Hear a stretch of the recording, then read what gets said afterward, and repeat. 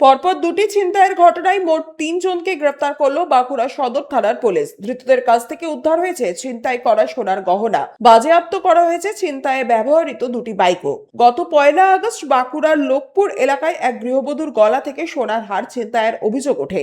তদন্তে নেমে 4 আগস্ট গড়বেতা থেকে সরবতী খানকে গ্রেফতার করে পুলিশ। তার কাছ থেকে উদ্ধার হয় ছিনতাই করা হার ও ছিনতাইয়ে ব্যবহৃত বাইক। অন্যদিকে 3রা আগস্ট বাঁশি গ্রামে এক মহিলার কানের দুল ছিনতাইয়ের ঘটনায় 5ই আগস্ট পুনিশল থেকে ইব্রাহিম খান ও সাজামন মন্ডলকে গ্রেফতার করা হয়। উদ্ধার হয়েছে কানের দুল ও ছিনতাইয়ে ব্যবহৃত বাইকটি। দুটি ঘটনায় আরো কেউ জড়িত রয়েছে কিনা, পাশাপাশি দুই ছিনতাইকারী দলের মধ্যে কোনো যোগসূত্র আছে কিনা তা খতিয়ে দেখছে বাঁকুড়া সদর থানার পুলিশ।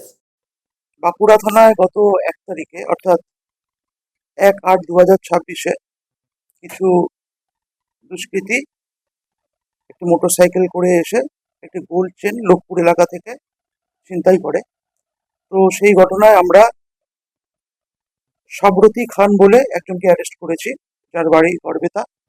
এবং অ্যারেস্টের সাথে সাথে আমরা যে গোল্ড চেনটা অর্থাৎ সোনার চেনটা ছিনতাই হয়েছিল সেটা আমরা রিকভারি করেছি।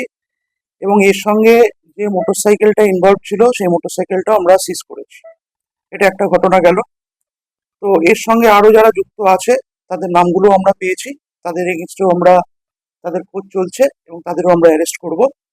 এর প্রসঙ্গে 3 তারিখে বিকেল 5টার সময় দুজন অচেনা দুষ্কৃতী আমাদের বাসি যে রোডটা আছে সেখানে একজন ভদ্রমহিলার কাছ থেকে গোল্ড ইয়াররিং ছিনতাই করে নিয়েছিল। সেই ঘটনাতেও আমরা অ্যারেস্ট করেছি আমরা ইব্রাহিম খান বলে একজনকে এবং সাজামল মন্ডল, এই দুজনকে আমরা অ্যারেস্ট করেছি। দুজনের বাড়ি পুনিশল এলাকায় আমাদের উন্দা থানার আন্ডারে। এবং ছিনতাই যা আমাদের যে গোল্ড রিংটা ছিল সেটাকে আমরা রিকভারি করেছি। এবং যে মোটরসাইকেলটা করে তারা এই ঘটনাটা ঘটিয়েছিল সেই মোটরসাইকেলটাও আমরা সিজ করেছি।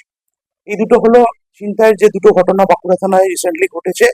সেই দুটো ঘটনাই আমরা বাঁকুড়া থানা আইডেন্টিফাই এবং ডিটেকশন করেছে এবং আসামিদের ধরেছে। মোহাম্মদ শাহজাহান আনসারি, 99 নিউজ বাংলা, বাঁকুড়া। আপনারা দেখছেন 99 নিউজ বাংলা। বদলাবো আমরা।